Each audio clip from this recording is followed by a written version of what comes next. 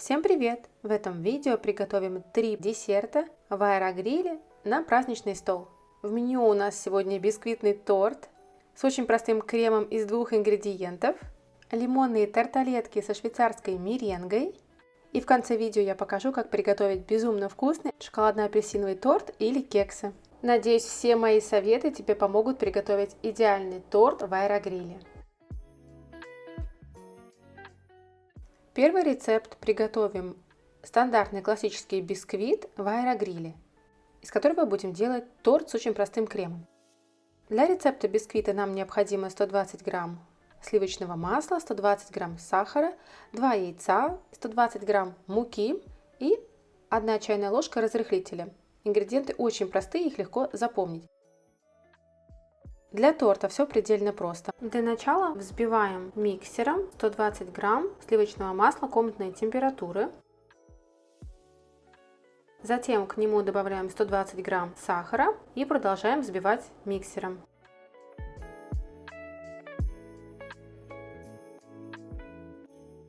Добавляем по одному яйцу за раз и хорошо взбиваем миксером. В описании я всегда оставляю ингредиенты для всех рецептов из данного видео. И также оставлю плейлист с другими праздничными рецептами в аэрогриле, если вам будет интересно приготовить что-то еще. Теперь добавляем муку, я буду использовать для этого весы, необходимо 120 грамм. К муке добавляем чайную ложку разрыхлителя и все. Очень простое тесто для бисквита практически готово. При желании можете просеять муку, но я этого не делаю. Муку с разрыхлителем вмешиваем при помощи лопатки в тесто. На этом этапе мы уже не взбиваем тесто, а лишь аккуратно вмешиваем муку в тесто.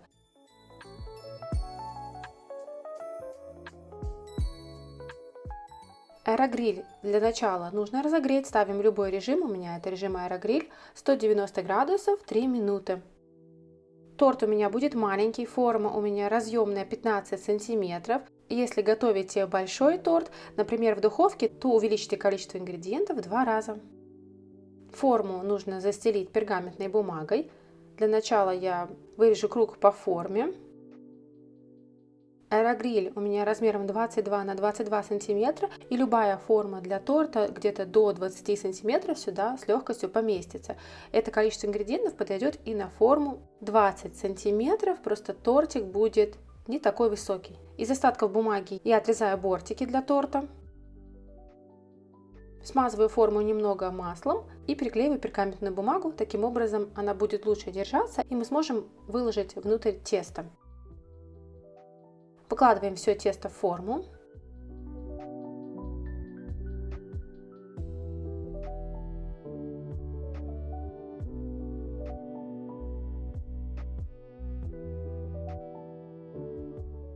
В разогретый аэрогриль выкладываем форму на решетку. Решетку советую не убирать. Первый вариант бисквита я готовила без решетки, прямо на дне чаши. И это была ошибкой, потому что торт готовится долго и низ слишком начинает подгорать. Поэтому торт, чтобы лучше пропекся, готовим на низкой температуре на решетке. Выпекать бисквит я буду на режиме выпечка. Поставлю 150 градусов. Для начала 20 минут. Поставлю еще 150 градусов 15 минут.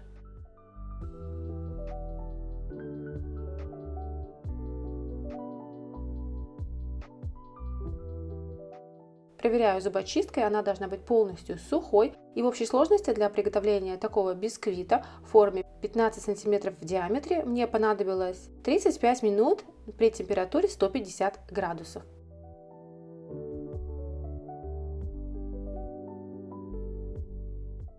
Не ставьте большую температуру, я готовила такой бисквит на 160 градусов, и он порядка у меня сгорел, был слишком коричневый.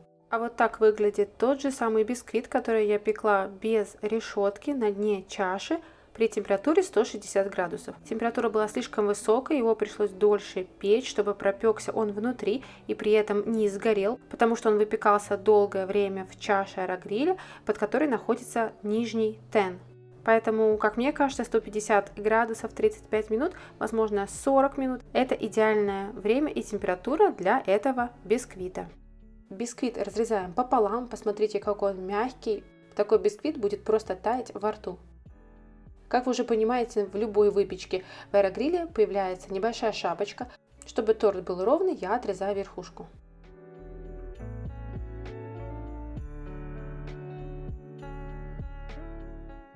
Приготовим очень простой крем для торта, с которым справится каждый. Для этого нам понадобится маскарпоне, у меня банка 500 грамм, и полбанки сгущенки, где-то 190 грамм. Для торта используем абсолютно любые ягоды или фрукты, которые у вас есть. У меня была малина. Маскарпоне перекладываем в емкость и взбиваем миксером. Только после этого добавляем сгущенку, примерно полбанки.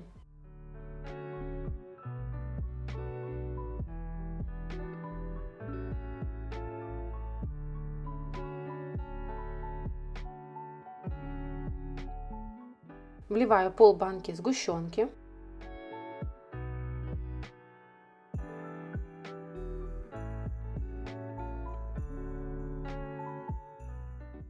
И продолжаю все смешивать миксером до однородной массы. Смешиваем недолго. Сыр маскарпоне можно перебить, и крем получится неоднородной текстуры. Наносим крем при помощи шпателя. У меня его нет, у меня обычная силиконовая лопатка. Кладем любые фрукты или ягоды. У меня малина.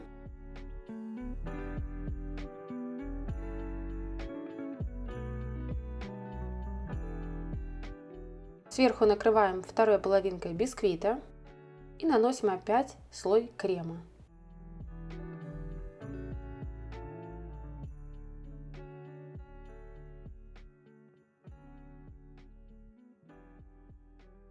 И при помощи лопатки для торта я выравниваю края, подтираю остатки бумажным полотенцем, чтобы вокруг не было крема, и верх украшаю ягодами малины. Такой торт получится у каждого. Торт готовится очень просто, обязательно попробуйте его приготовить. Если готовите в духовке, то готовьте примерно на 160-170 градусов 40-50 минут. Вот такой вкусный, аппетитный, нежный тортик в аэрогриле у нас получился. Всем приятного аппетита! Отличный вариант на любой праздник, на Новый год, на день рождения. Обязательно попробуйте приготовить.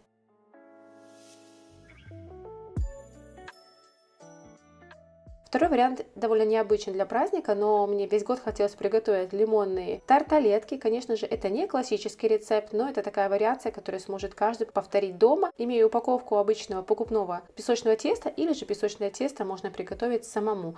Классический рецепт берите в интернете. Для рецепта мне понадобятся желтки. Я разбиваю яйцо и вот так аккуратно в каждую половинку перекатываю желток и переливаю в емкость.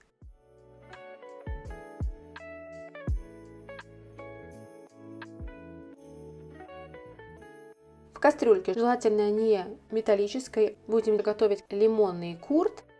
Для этого нам необходимо добавить 100 грамм сахара. Туда добавляем цедру одного лимона.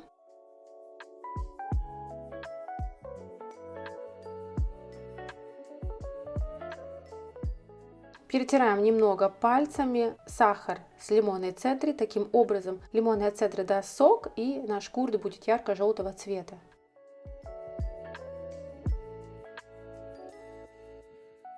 К сахару с цедрой добавляем желтки, хорошо перемешиваем венчиком.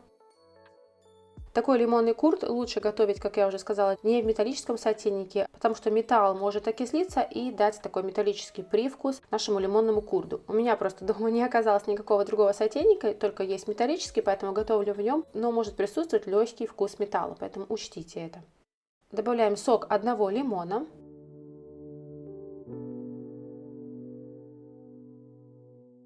Ставим на средний огонь, непрерывно перемешиваем венчиком. Примерно 5-7 минут на среднем огне.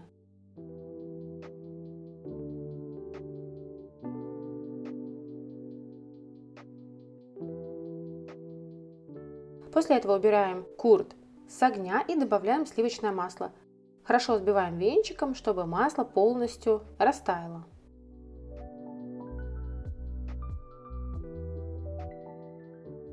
Наш курт готов, отставим его в сторонку остыть. Теперь приготовим очень простой рецепт швейцарской меренги. Я его готовила весной и использовала его для кулича на Пасху. Здесь он тоже идеально подходит для лимонных тарталеток. Пропорции такие: на 100 грамм сахара 1 белок. И все это подогреваем на водяной бане, то есть ставим кастрюльку, где у нас совсем немного воды, вода должна вскипеть, уменьшаем огонь и наверх ставим огнеупорную емкость, дно которой не должно касаться воды. И вот так венчиком взбиваем. Взбиваем до тех пор, пока сахар не растворится полностью желательно, и потом снимаем с огня и продолжаем взбивать уже миксером до стойких пиков.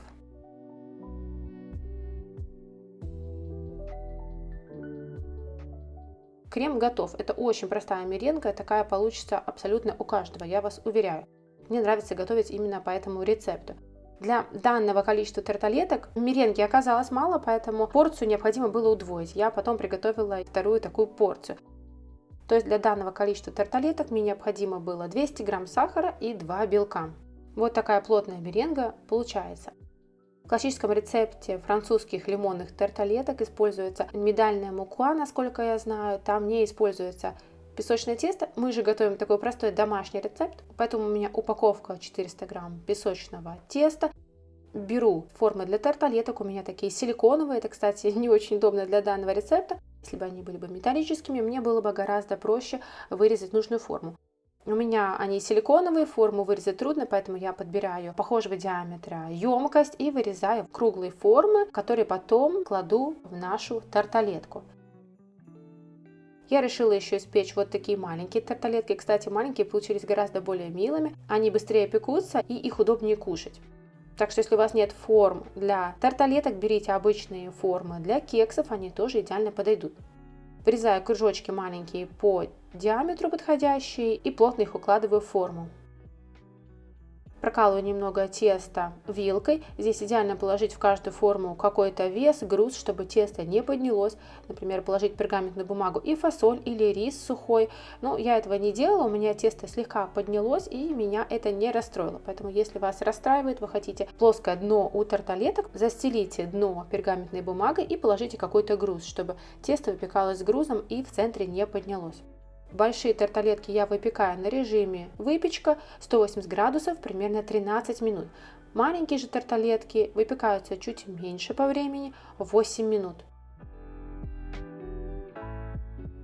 Как только тарталетки приготовились и остыли, в центр я кладу лимонный курт. Данного количества хватило полностью на все тарталетки. Тесто у меня было 400 грамм. Из данного теста у меня получилось 4 больших тарталетки и примерно 6-7 мини-тарталеток. Сверху на лимонный курт выкладываю швейцарскую меренгу. Можно это все отсадить на кондитерский мешок и сделать каким-то узором. Я это делаю по-домашнему, по-простому, просто ложкой выкладываю сверху. С мини-тарталетками я делаю то же самое, выкладываю примерно по чайной ложке лимонного курда и сверху выкладываю шапочку из меренги. На 4 больших тарталетки и 7 маленьких мне понадобилось 200 грамм сахара и 2 белка для швейцарской меренги.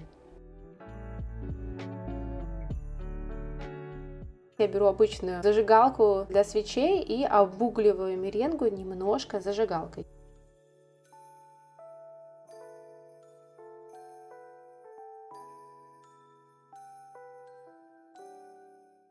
Тарталетки можно оставить и подавать уже в таком виде, но у меня были зерна граната, и я совсем чуть-чуть украсила ими. Если вы любите выпечку с лимоном, то вам очень понравится такой рецепт. Обязательно попробуйте приготовить. Получается необычное вкусное лакомство. Всем приятного аппетита!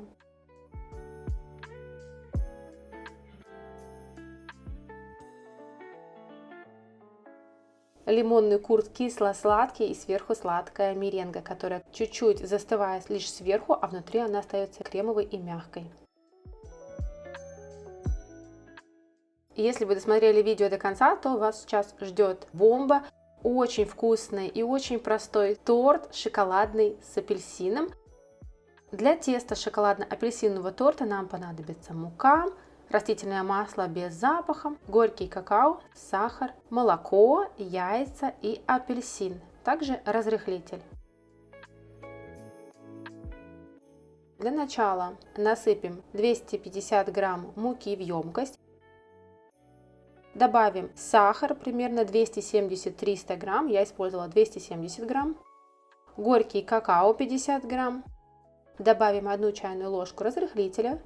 Смешаем все сухие ингредиенты ложкой.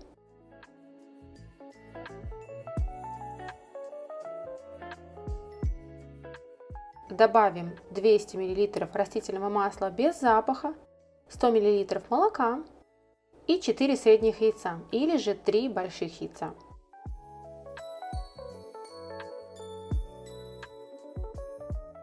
Перемешиваем все при помощи венчика или лопатки. И наше простое тесто для шоколадного торта почти готово.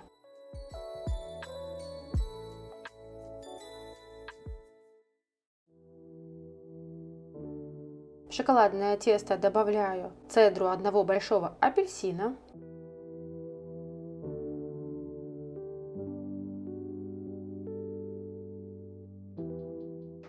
Разрежем апельсин пополам и выдавим сок одного апельсина в тесто.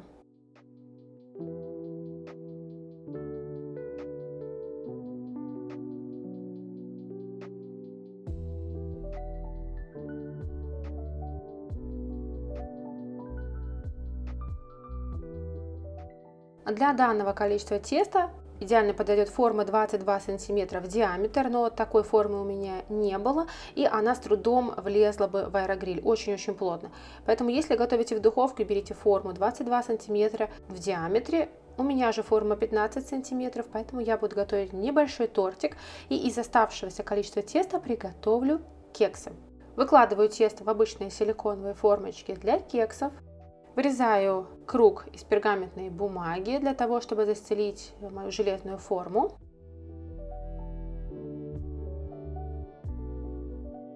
И вырезаю борты. Железную форму смазываю растительным маслом, чтобы пергаментная бумага не скользила. Выливаю остаток теста в форму. Если готовите лишь один небольшой тортик диаметром 15-20 см, то смело уменьшайте количество ингредиентов в 2 раза. Аэрогриль перед выпечкой торта разогреваем, ставим 190-200 градусов 3-5 минут. На решетку в аэрогриль ставим нашу форму с тестом на режим выпечки. Я ставлю сначала 160 градусов 30 минут. Проверяю тесто, оно очень хорошо поднялось, но внутри сырое, поэтому ставлю температуру чуть-чуть ниже, чтобы верх не горел. Ставлю 150 градусов и поставлю еще 10 минут. Таким образом я обычно готовлю, так вот по чуть-чуть ставлю и проверяю готовность. Проверяем готовность, конечно же, зубочисткой во всех частях торта. У меня она влажная, поэтому ставлю режим выпечки еще раз 150 градусов 10 минут. Проверяем опять же зубочисткой, стараемся проверять со всех сторон, и сейчас она у меня полностью сухая. Для выпечки такого бисквита шоколадного мне понадобилось в общей сложности 50 минут, 30 минут на 160 градусов и 20 минут на 150 градусах, и бисквит полностью готов. Теперь испечем кексы. У меня получается 10 кексов. 160 градусов 15 минут, и кексы будут абсолютно готовы. Такие кексы можно кушать и так, но вкуснее сделать для них тот же крем, который мы будем делать для торта. Приготовим очень простой крем для торта. Он будет на сливочном масле, и, как по мне, любые крема для торта на сливочном масле более устойчивые, и ими хорошо как выкладывать слои, так и равнять торт снаружи. Получается очень аккуратный красивый торт. Для крема нам необходимо взбить миксером 100 грамм размягченного сливочного масла. К маслу я добавляю сахарную пудру 140 грамм. Для начала вмешиваю сахарную пудру ложечкой, лишь для того, чтобы сахарная пудра не разлеталась от миксера. Вмешиваю сначала ложечкой, потом взбиваю миксером. Взбиваем все так, чтобы сахарная пудра полностью смешалась с маслом. Добавляем щепотку соли, 100 грамм черного шоколада. Растапливаем либо на водяной бане, либо в микроволновке очень на низкой температуре. Следите, чтобы шоколад не обугливался. Несколько капель экстракта апельсина. Добавляем растопленный, чуть охлажденный шоколад к крему. Продолжаем взбивать миксером.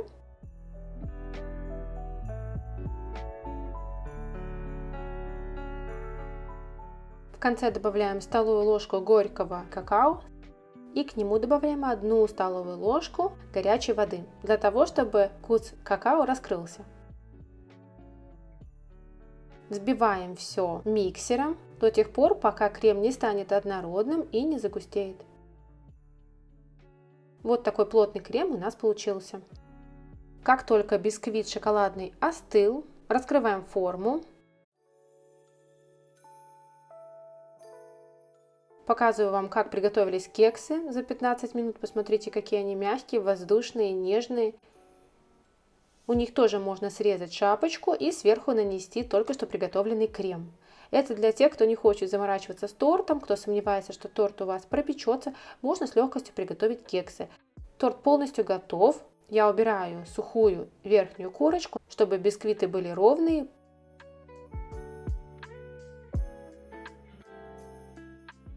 Разрезаю торт пополам, чтобы было 2 бисквита.